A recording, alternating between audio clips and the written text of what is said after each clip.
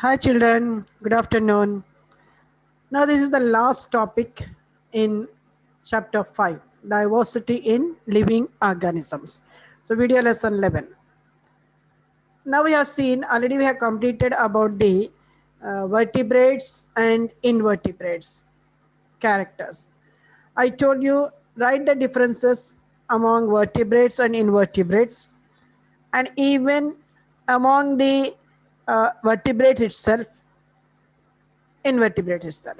Okay, so that you can understand properly, and uh, you can see how the evaluation takes place in what organisms, in what organs, and how it shows its evolution. Okay, now come to the there is a activity. The activity is, in your school you are having, I think so, the specimens and even slides. So see the slides and specimens, and then write down the characters of that particular organisms. So what are those things? One is hydra, then tapeworm, roundworm. Tapeworm scientific name is Taenia solium. Okay, scientific name is what? Taenia solium. Please note down all these things, because the last the screen you are having to write 10, at least 10 scientific names. Okay, so in that whatever I'm giving, note down, and you collect the other scientific names of the other organisms. So tapeworm example, for annelids, its scientific name is Taenia solium. Roundworm example for nematodes, Ascaris lumbricoid. Scientific name is Ascaris lumbricoid. Earthworm. Earthworm example for annelids. Sorry, tapeworm is example for flatworms, isn't it? Platyhelminthes. So earthworm is example for annelids. And what's the scientific name of earthworm? Earthworm having different species also. Okay, please collect those names. Megascolex. One name is Megascolex, and you can collect the other name also for the earthworm. Okay, cockroach. Cockroach is for which one? Arthropoda, isn't it? Snail. Example for mollusca. Collect these scientific names for these animals. That is enough. You will get 10 organisms scientific names. Snail, already I told you, Pila globosa. Some only I am giving. The remaining things you have to collect. Okay, just example I am giving. For human beings, Homo sapiens, you know that one. Okay, so all these you observe these organisms in your school, or even in your book, or even any reference books. Then write down the structural activities. Observation is hollow structure found inside the body is called as a coelom, and that is in hydra. The organisms which have flat body, they are called as the flatworms. Example, Platyhelminthes, isn't it? And they are included in the name Platyhelminthes because of flatworms. And mostly they are parasites, and they are round in shape, isn't it? And they didn't have any true body cavity, so that they are pseudocoelomates, false coelom. They are false coelom, where Platyhelminthes. In hydra, we have seen gastrovascular cavity. Please go through the previous characters. invertebrate characters, and then observe this one, then you can understand and write the points. The next nematodes. Nematodes are having false coelom. Platyhelminth is having acoelom, that means no coelom at all. Nematodes are having pseudocoelom. Annelids having annelids onwards. All other organisms are having what? True coelom, or you can call as a eucoelomates. Acoelomates, pseudocoelomates, eucoelomates. Acoelomate is a platyhelminths. Up to platinum, acoelomate only. And nematodes, pseudocoelom. From annelids onwards, it is what? Yes, eucoelomate. But in cockroach, it is called as a hemocoel. Why? Because the coelom filled with blood. That's why it is called as a what? Hemocoel. Okay, please remember all these types of the coeloms. And platyhelminths, nematodes, both together called as a helminths. Why? Because they are worm-like structures and they are mostly present in the intestine.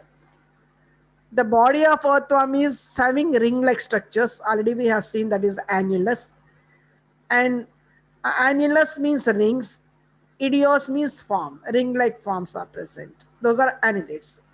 But here body cavity is what? Eucoelomate. U means true coelom. And these are included in arthropoda also. They are also eucoelomates only. But they are jointed legs. And most of the animals in this group is what? Insects. That you know. Then the head, the body divides into three parts: head, thorax, and abdomen. So you can see the cockroach. This is the head part. These are the head part, thorax part, and abdomen part. Okay. Here, male and female ascaris. Males are smaller when compared to the females. Okay. By that we can distinguish. So these are called as a what? Sexual dimorphic activity. Whereas this is the what? Tapeworm is having a pin-like, hook-like structure for sucking the food materials in the head part. They are having segments, but they are not true segments. That's why they are called as a pseudo-segmentation in tapeworm, Taenia solium. Okay. Then come to the fish. Fish are first organisms which having a backbone, isn't it? They are having the backbone covered with scales, two-chambered, aquatic animal. But some which cannot survive on land. Totally it is the aquatic. But some are mammals itself. You know that one. There are specialized organ called gills for respiration. So these are the organisms which we can collect from your school or from your book or whatever it may be, then write the all different characters. Okay, what you have observed. Now, last thing is nomenclature. Nomenclature means naming of the organisms. This was first proposed by means of Carolus van Linnaeus. Carolus van Linnaeus. He proposed that for giving the two names for each organism. Why? Means to give away the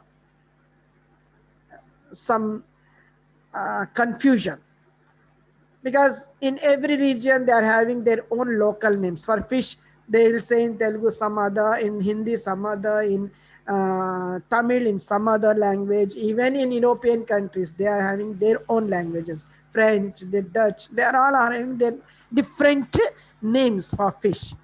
But if we are going through the any experiment on that particular organism, then how can we explain throughout the world? We can't. That's why he has given a proper scientific name for living organisms which is used throughout the world. Okay, that's why we need a scientific name. That scientific name proposed by Carolus van Linnaeus. He is the father of taxonomy, classification. What are the two names? So these two names refer the genus and species name. One is genus name, second name is what? Species name. Okay, and just like what we have given the symbols for the chemistry, oxygen, O2, hydrogen, H2, isn't it? So like the same, we are giving the for living organisms there is a some specific name. And here the nomen means which means name in Latin. Clare means to call, nomenclature. Okay, so the system which is responsible for giving name to an organism is called as a nomenclature. Bi means two names is giving. That's why this is called as a binomial nomenclature. And which is for first one I told you already, this refers genus name and this refers the species name. Example, lion, Panthera leo. The scientific name of lion is what? Panthera leo. Panthera is a genus name, means including lion, some other organisms also will come in this. But species means only lion, that is Leo. Leo is the for what? Lion. Okay, that is the difference. Homo sapiens is the human. Homeo means it consists, sorry, homo means it consists some other animals also, like monkey, chimpanzee, then all this way. But sapien means only for human beings. Okay, that is species. I have given already the definition of species so many times. Please go and refer that species definition. Okay, and whenever you are giving the writing the names, you have to follow some rules. Norms are followed while writing scientific names. What are that? Genus should begin with a capital letter. Okay, this is a capital letter. Species should begin with a small letter. Can you see here? L is a small letter. Only generic name is what? Capital letter. When printed, the scientific name should be in italic. Font is italic font. But when we are writing, then the genus name and species name should underline separately, not in one line. Panthera is one line and Leo is another line. Okay. For example, scientific name of mango is Mangifera indica. Scientific name of mango is what? Mangifera indica. Human being, already I told you, Homo sapiens. So these are the importance of binomial nomenclature. Come and go through this activity. Collect at least 10 organisms which you are having your surroundings. Write scientific names. And after writing the scientific name of those organisms, please go for this procedure and write down what we have specified here. Observe, make a labeled sketch of the organism. That means you have given, for example, human being, Homo sapien, scientific name. Then you have to sketch, you have to draw the human and write the labeling. You have to label it and write a brief description of the organism. You have to write about the brief description, focusing on the characters that distinguish it as a member of its group. So you have to give a proper characters which is differentiated from other organisms, not a common characters, specific characters of that particular organism. Okay, and select criteria for classification. So for classification, you have to write the classification also. And for the classification, you select the criteria. What is the criteria? Body structure. So how the body seems. So according to that, you have to select and write that. and research the classification of the organisms as done by other scientists. So you can collect the scientists and where they have put this organism in various groups. Previously they have only 2 groups, and afterwards 3 groups, and afterwards 5, 6, like that. Okay, so try to collect those one and put it. This I have given the tabular form, the first video lesson, I think so, classification. Okay, go through that one and collect these animals where they have kept in various scientists in various groups in various years I have given. So collect those things and put it in that particular group. Okay, and try to find out the answers for these questions also about this procedure. Is the organism prokaryotic or eukaryotic? Write down. Homo sapien, this human. Is he prokaryotic or eukaryotic? Is the organism unicellular, multicellular, or colonial? Like human being, is a unicellular, is a multicellular, or colonial? How does the organism reproduce? Sexual, asexual, budding, fission, binary fission. Okay, go through that one. What are the sources of energy and carbon for the organism? So what is the source of energy? How the that particular animal will get the energy in human beings? How the energy will get? So these are. For example, I have given example here for this activity, structure of euglena. I have given.